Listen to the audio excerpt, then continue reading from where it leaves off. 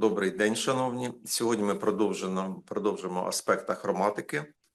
Розглянемо наступне завдання – це побудова простої форми в неглибокому просторі з визначенням загального світлотного тону. Хочеться почати розглядання цього завдання саме із кінцівочки речення – визначення загального світлотного тону. Що це таке? Природньо так склалося, що кожна людина сприймає оточення, зовнішній світ в розмаїтті його, в розмаїтті відтінків як тональних, так і колірних. Ну, звісно, що колір від тону не відірваний, ми знаємо це з давніх давен, що вони нерозлучні між собою. І тому в нашій художній практиці, в термінології нашій вже склалося так, що ми зазначаємо колір в поєднанні з тоном одним висловом – колірний тон. Але якщо заглядати більш детально, тобто в саму фізику світла, розповсюдження тону, розгортання тону, то ми кажемо не тон, а світлотність. І в цьому випадку в нас з'являється така специфічна суміш в нашій уяві, в нашому розумінні, де маленька, якби така сходинка для плутанини. Ну чому? Тому що в рисунку ми ще з якихось там студій, шкіл художніх, училищ там чи коледжі вже закріпили таку термінологію в своїй свідомості, що ми прив'язуємо наше ремесло до світла, якщо кажемо про якесь зображення, і називаємо світло, напівтон світла, локальний напівтон тіні, тінь, рефлекс. І в цьому випадку слово тон фігурує неодноразово. Тому окремо світлотність, а окремо тон ми можемо розглядати і більш детально потім в подальшому, коли будемо вивчати вже кольорні закономірності, кольорні співвідношення, взаємодію кольорів і безпосередньо гармонійну взаємодію кольорів, їх співвідношення. Там ми більш детально будемо вже спиратися на таку уособленість в цій термінології. А зараз просто підведемо під один знаменник, щоб нам просто було доступніше, якби через наше єство, те, що вже закріпилося в нашій свідомості раніше. Світлотний, загальний світлотний тон – це є не що інше, як наше відчуття від суми всіх тонів, які існують в якомусь конкретному мотиві, або ж в якомусь конкретному зображенні. Коли ми вже кажемо про мистецтво, коли ми розмову ведемо про якийсь твір, то в кожному творі є певна сума силуетів, певна сума якихось формальних плям, або ж достатньо предметних, впізнаваних, читабельних, тобто об'єктів, які володіють власним тоном. І ми не перераховуємо кожний в окремості, ми сприймаємо суцільно, тому що будь-який твір є не що інше, як цілісне злиття всіх компонентів в єдину якусь структуру, яка просто вимагає від глядача ставлення такого, що якщо ми щось заберемо із площини картинної, то ми порушимо ту саму цілісність, або додамо, воно може бути зайве. І в тому розмаїтті, яке існує, чи в картині площині, чи в якомусь мотиві, наш мозок опрацьовує настільки швидко всі тони, всі напівтони, які існують, узагальнюючи їх, узагальнюючи в якісь блоки тональні, світлий тон, темний тон, може навіть чорний або кришталево-білий. І таким чином нам простіше дається зображення, воно стає доступнішим для ока, а значить і для оцінювання того, що там відбувається. Та акордність, яка з'являється в картині площині, чи в тому чи іншому мотиві, який ми споглядаємо, буде такий набір тонів, який може створити нам певну асоціативність, певне навантаження, яке викличе в нас стан піднесення, може якоїсь радості, стан млості, стан м'якості, стан напруги або ж чогось тривожного. І художник, закладаючи певну кількість тонів в свою роботу, він свідомо обирає той чи інший акорд тону, щоб передати якомога точніше конкретний стан, передати якомога точніше ту ідею, яка його турбує, і в даній ідеї вишукує він. Вишукує і в своєму передчутті, і в своєму розумінні такий алгоритм, який дасть можливість глядачу теж відчути даний стан. Ну, як приклади вже попередньо я перерахував. На рівні формальному, коли ми кажемо про підбір цих тонів, ми не залучаємо велику кількість. Це дає нам простоту зображення, хоч я тут і повторююсь, але ж все-таки важливо на цьому акцентувати. Ми мінімізуємо кількість тонів, приводимо його, цей алгоритм, цей акорд до такого мінімуму, в якому ми в миттєвості сприйняття отримуємо певний імпульс. І якраз оця мінімізація, вона може бути виведена в 5 локальних тонів. Чому 5? Попередньо ми вже в попередній темі, в попередньому завданню розгортання хроматичної шкали, яка базується на стартових білому і чорному, як ототожнення Всесвіту, присутність так званого закону бінарності, тобто є протилежності біле, чорне, день, ніч, там, жіноча стать, чоловіча, тобто є протилежності. І от серед цих протилежностей з'явиться щось усереднене, з'явиться щось проміжне. От це проміжне, це ми повертаємося трішки в попередню тему, це проміжне буде якесь середнє сіре, яке з'являється між радикально білим і радикальним чорним. Воно не одинацьке. Чому я кажу не одинацьке? Тому що коли з'являється 3, то з 3 народжується потім все. І те розмаїття, той різновид тонів, який ми можемо спостерігати в навколишньому середовищі, він може переходити в ту безкінечність, тобто нескінченність, наскільки наше око здатне взагалі сприймати градієнт тональний. Багатослів'я, яке може з'явитися в роботі того чи іншого художника, дає глядачу втому. Втому чому? Тому що нам складно опрацювати все і вся, і це виглядає як довготривалий роман із 5, 10, там, 20 чи 40 частин, поки ми його дочитаємо.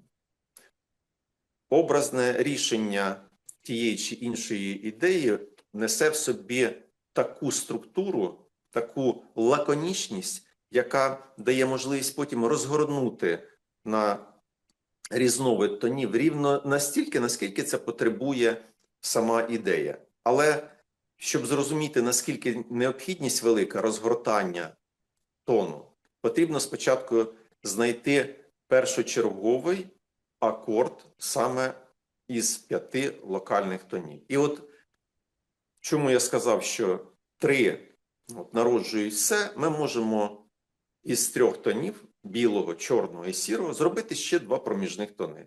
Тобто між білим і середнім сірим буде проміжний світлий сірий, і між середнім сірим і чорним буде проміжний якраз темний сірий.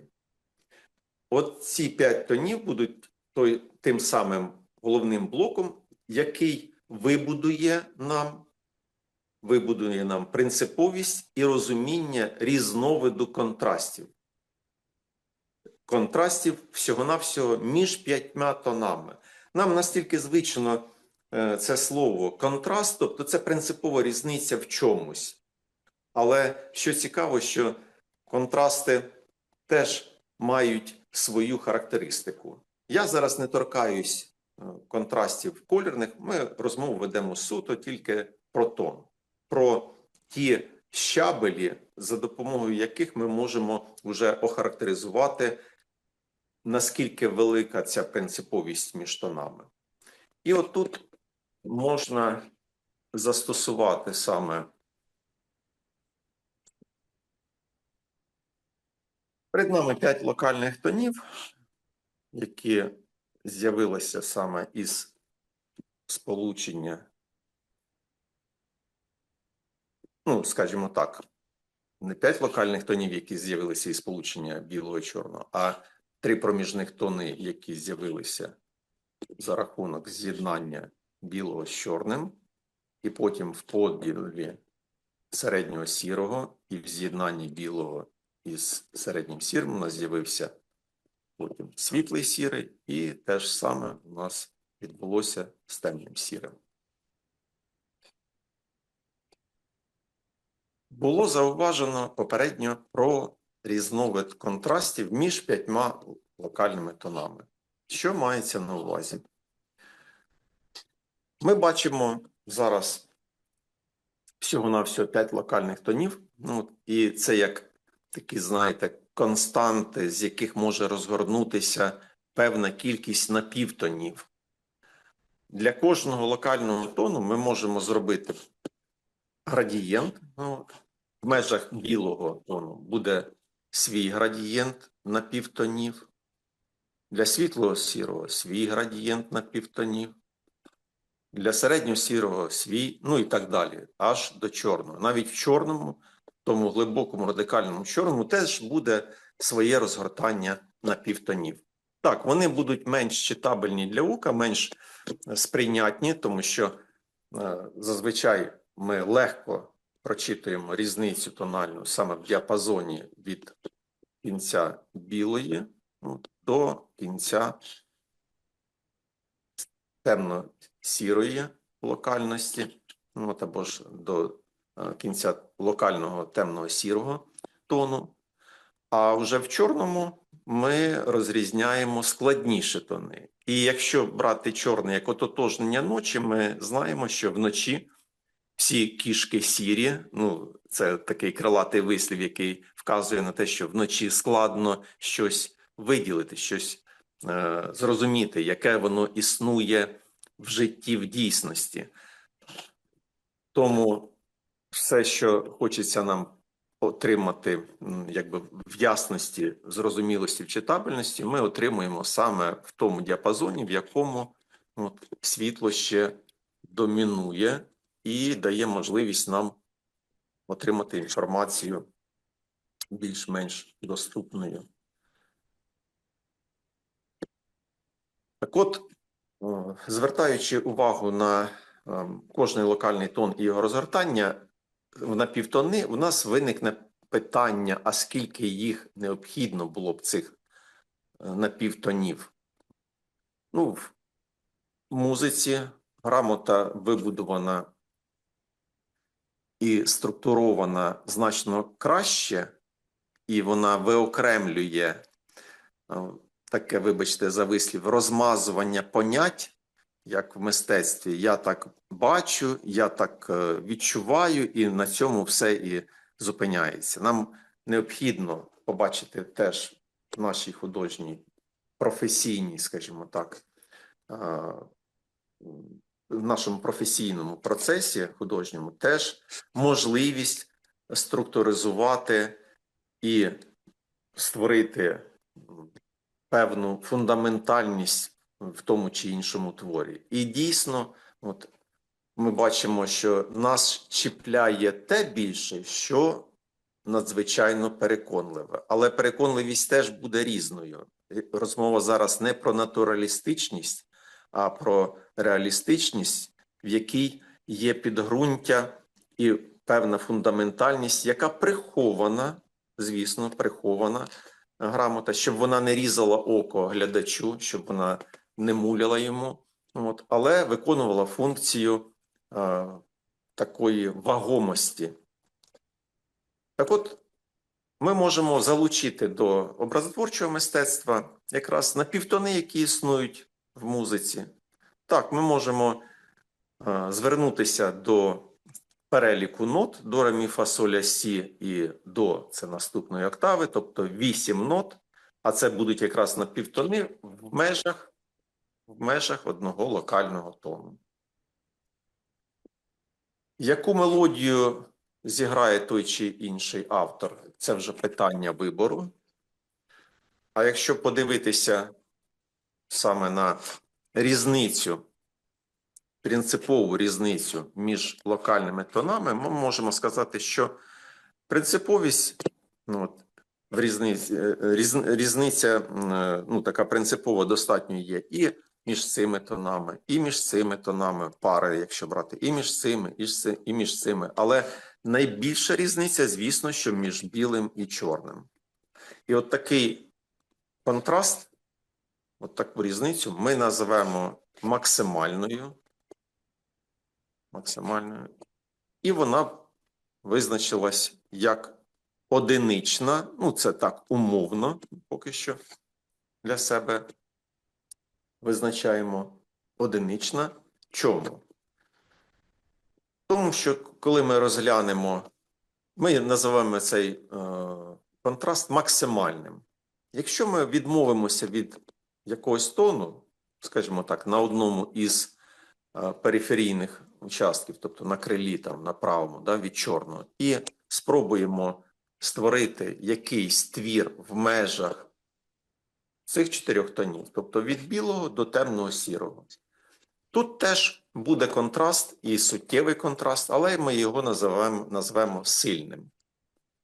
Тобто сильний, такий потужний, але не максимальний. Максимальний – це радикальне біле і радикальне чорне, і інколи ми ще так в своєму колі художньому називаємо це межовим контрастом. Що мається на увазі? Тобто є межі, за які вже вийти неможливо. Тобто за межу білого і за межу чорного, який він там може бути в своєму максимумі, вже далі вийти неможливо. Сильний контраст. Так от, сильних контрастів в даній підбірці із 5 тонів ми матимемо 2. Якщо перерахувати так, 1 тон локальний, 2, 3, 4 і 5. Між першим і 5 тоном максимальний контраст, між першим і 4 сильний контраст.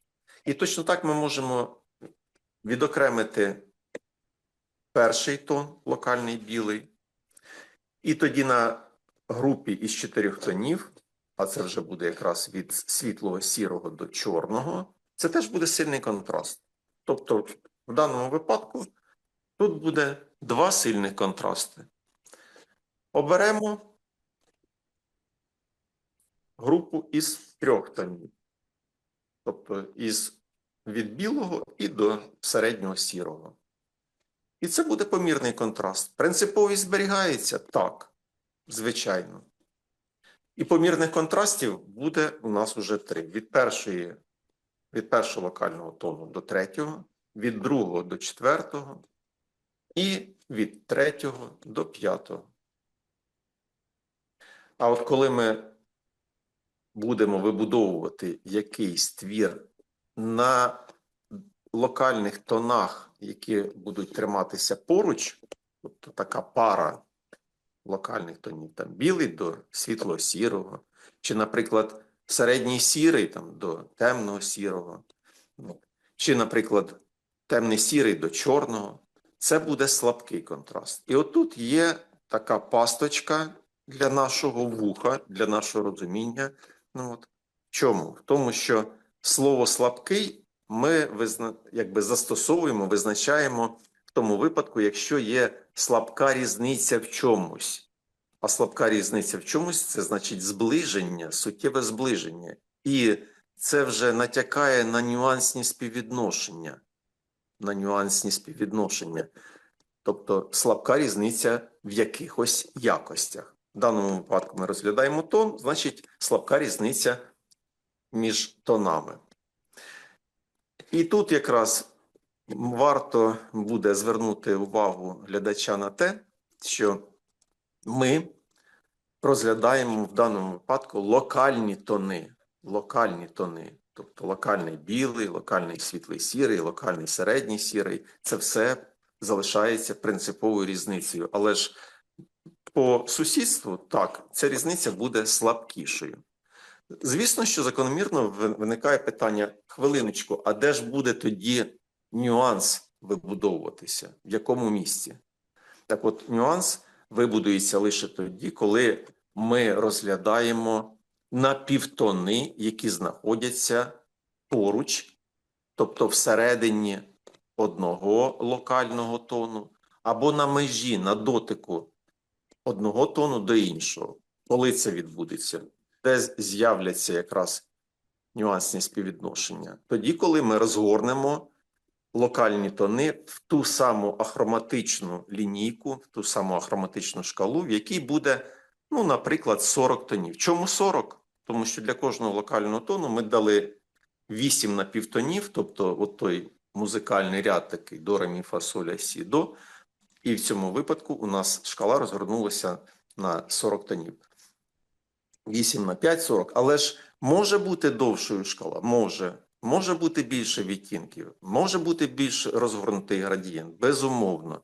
Може бути і 100 відтінків. Питання лише в тому, чи необхідно художнику, щоб така кількість була. Кожна задача, кожен окремий момент дає художнику підказочку, що було б доречним для виразності тієї чи іншої ідеї, для виразності того чи іншого образу. І у кожного художника з'являється через ряд його проб, через ряд ескізів, так зване сито, через яке він пересіває певну кількість варіантів і знаходить лише той, який буде найбільше відповідати його задуму. Тут я зупинюся на цьому аспекті. Яким чином? Якщо розглянути сумарність, таку кількісну, скільки всього контрастів виникло між такими локальними тонами, то повертаючись, що від першого тону білого до чорного, розгортаючи, у нас максимальний контраст, він 1. Сильних контрастів у нас буде 2. Далі помірних контрастів буде 3. І слабких контрастів, які вибудовуються в парах, 4. Якщо ми це все складемо, у нас буде число 10. Тобто порядок. Число 10 з цим ототожнюється. Значить, ми маємо для себе в такій лаконічності вже запоруку якогось порядку. А от тепер цікаво глянути буде, як на такому мінімумі тонів може вибудуватись достатньо проста, на перший погляд, композиція. Вона може бути формальною, такою абстрактною, асоціативною, але буде нести в собі той самий заряд, той самий імпульс, який викличе певний стан, про що попередньо вже згадувалося. Зараз ми розглянемо декілька прикладів, не заглиблюючись в них суттєво, але ж глянемо. 2 варіанти. Якщо ми будемо намагатися порахувати всередині кожного із варіантів, скільки там тонів, то ми побачимо, що може там і більше буде. Так, не 5 там локальних тонів, а 6, а може десь і 7. Але різниця між тонами буде така, що так чи інакше наш мозок буде узагальнювати, буде якісь тони між собою об'єднувати і виводити в розуміння, що можна його адресувати близькість тонів до якогось одного локального тону, чи до середнього сірого, чи до темного сірого, чи, наприклад, до світлого сірого. І тут питання вже виникає в іншому. Які саме ми тони обираємо?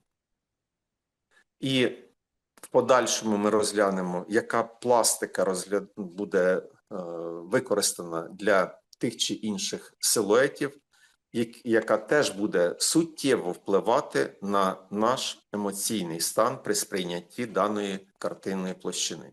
Хоча тут немає конкретики зображень, немає предметної основи, немає поки що впізнаваних якихось об'єктів природних. Це все формальні плями, в яких існує протистояння більше чи менше за рахунок різниці тону.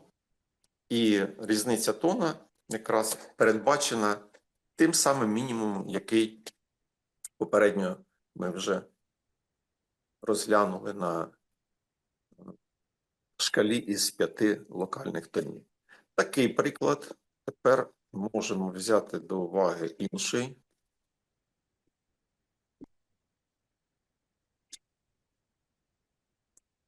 Теж робота, в якій переважна більшість світлих тонів, але на відміну від попереднього зразка ми бачимо, що є вкраплення якихось темних силуетів, більш глибоких, і при цьому залишається у нас відчуття, що сам мотив не несе такої емоційно-психологічної такої важкості. Все одно воно дає відчуття якоїсь піднесеності, такої прозорості. Так, на відміну від попереднього світлого такого варіанту, в якому взагалі темні не використовувалися, там ще легше середовище або ж легше буде загальний світлотний тон. І в цьому випадку можна сказати, що дана композиція передбачає максимальний контраст. Тут є і біле, тут є і світло-сіре. Варто взяти вже інший колір, щоб краще видно було. І світло-сіре якесь, і середнє сіре є, і є і темне сіре якось тут, і є чорне, 5 тонів. Але тут вже є підґрунтя для нашого визначення, розуміння, що питання перед нами розкривається в ракурсі і в контексті того, яка кількість того чи іншого тону використана. Якщо взяти інший зразок, в якому ті ж самі приблизно тони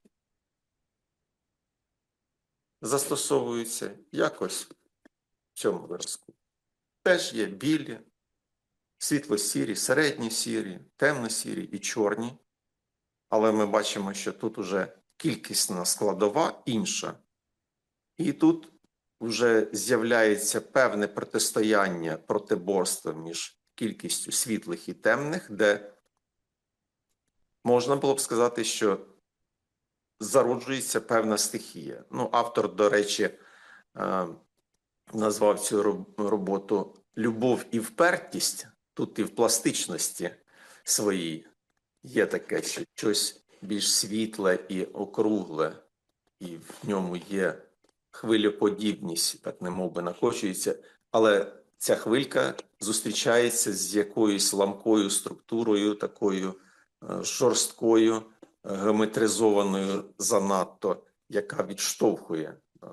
Значить, на рівні пластичного такого рішення ми бачимо, що плямове вирішення площини має велике значення, окрім того, що які ми ще і тони застосовуємо. Тому наскільки буде абстрактна композиція спроможна конкурувати із реалістичною, в якій є впізнаваність об'єктів? Справа в тому, що в будь-якому реалістичному такому визначенні середовища все одно закладається плямова структура, яка несе в собі асоціативність і несе в собі ту навантаженість, яка не відхилить глядача в іншу сторону, дає можливість все-таки зберігати відчуття, що там дійсно існує протистояння, або ж лагідність, або ж відчуття спокою. Тому локальний тон – це всього одна крихта, але дуже важлива крихта, ну, точніше було б сказати, та цеглинка, яка закладається в фундамент твору, і в залежності від того, наскільки ми вміло застосовуємо тон в підборі для певної ідеї, на додаток, яка плямова буде структура і яка кількісна буде складова всередині роботи, всі ці компоненти, всі ці такі, ну, скажімо, окремі не можу знайти зараз точний вислів, але ж в загальному ланцюжку в поєднанні локальних тонів ми розуміємо, що саме така побудова дає найбільше точності і виразності для передання певної ідеї. Ну, варто ще парочку зразків так розглянути. Наприклад, ось в такому варіанті, в такому рішенні ми можемо побачити, що є певна кількість тонів, вони ж різні. Але тут гарний зразок тим, що можна на ньому розглянути, як око наше з'єднує ці тони. Ми тільки їх бачимо потім, коли вдивляємося, а першочергово ми бачимо надзвичайну принциповість від локального білого до локального чорного через світлий сірий, середній сірий, темний сірий і структурність плям в такій побудові, де хочемо ми того чи не хочемо, погодиться аудиторія здебільшого, ну, переважності своїй чи ні, але, скоріш за все, якби провести певне тестування, щоб кожен написав асоціативні якісь свої відчуття стосовно даної площини, то, скоріш за все, що переважна більшість схилялася б, що щось є небезпечне, щось є агресивне, або щось є тривожне, щось те, що несе в собі якусь кришталевість, таку колючість і розлам, коли ще трішечки і все розсипеться. Треба належно віддати автору, що він зміг створити певне якесь навантаження між плямами і по масштабності силуетів, і по їх такому скопиченню в цьому узлі, що, можна сказати, це є момент натяку на композиційний центр. Хоча ще не опрацьовано повністю, не доведено воно до такого знаменника, коли можна було б сказати, що єдність досягнута. Але в формальному рішенні вже закладається та сама основа, коли ми можемо сказати, що це можна вже якби узгоджувати, можна підводити до завершеності, не відхиляючись від головного задуму, від тієї концептуальності, в якій буде відчуття тривожності, тобто якоїсь небезпеки. І стосовно величини плям, стосовно їх скупчення, розташування в форматі, звісно, що це вже алгоритм композиційного такого характеру, і ми кажемо про те, що площину, наскільки ми можемо легко прочитати, то в цьому випадку знову ж таки спрацьовує наш помічник, а може, скажімо, що це певний бар'єр.